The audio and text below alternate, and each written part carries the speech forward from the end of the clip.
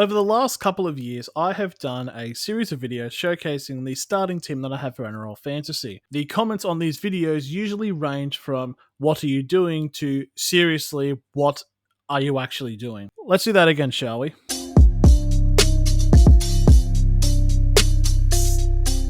Hello and welcome to another edition of The Idiot's Guide to NRL Fantasy, where I, an idiot, try to guide myself through NRL. It's pretty simple to grasp in terms of a concept. This is going to be not a regular series this time. First of all, I'm actually planning on trying to complete it and do more than one video for once. And there's also a bit of a wacky experiment with the team. But before we get into that, if you do want to join my fantasy league, this is the code right here.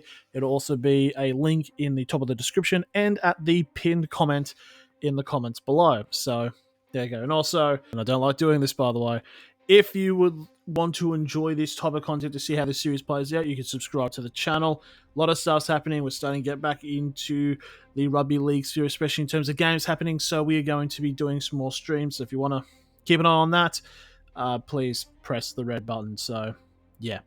So without further ado, let's get into 2025. Now this series will take into a similar effect of what is my NRL Supercoach video, where I have some type of gimmick around what my team is, which is artificial intelligence selected it. But judging by the comments, it's artificial, but the intelligence may not actually be there. But this will be something to do. But for the NRL Fantasy, the team's a little bit different.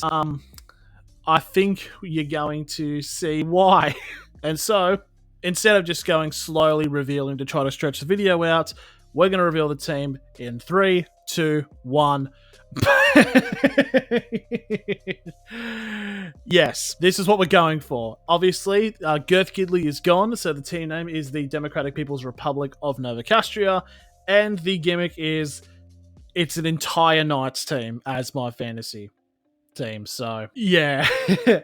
So, obviously, let's go through it. So, first off, in hooker, you've got Jaden Brayley, which is going to be interesting to see if he does end up staying as the main hooker, especially going after next year, because there is talks about him leaving.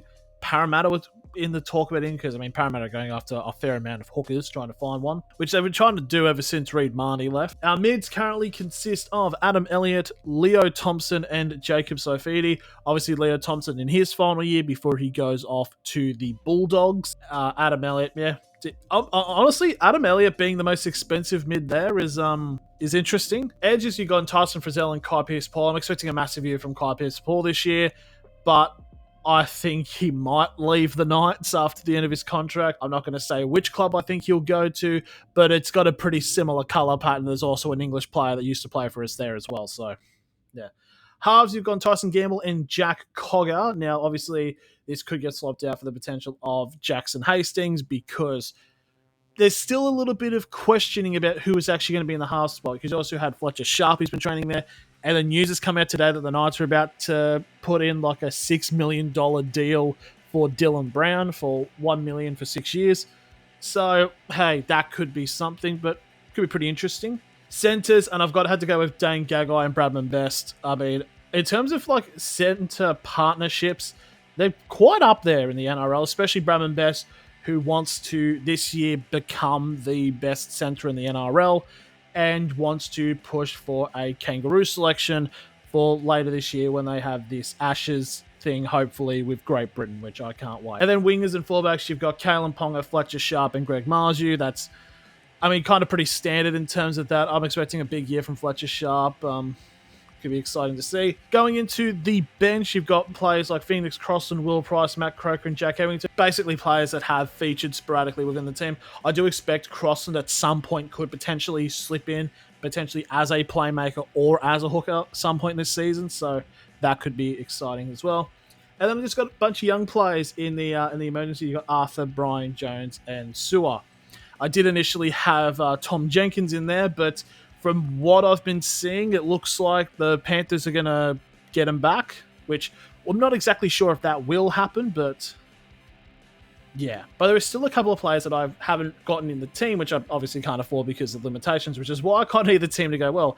The four main ones being Dylan Lucas, Jackson Hastings, James Schiller, and Tom Cant. So, how this will work is we will be playing with this team each round. Now, the question is, I know that immediately is going to pop up with this is, what happens when there's a bye? There's a bye. I will just not play. And so anybody who thinks is, oh, this should be a walk in the cake, because pretty much the fantasy league goal is to beat me. However, there is one caveat if you do join.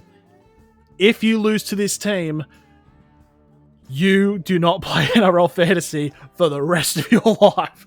But yeah, it's going to be interesting to see how this does go.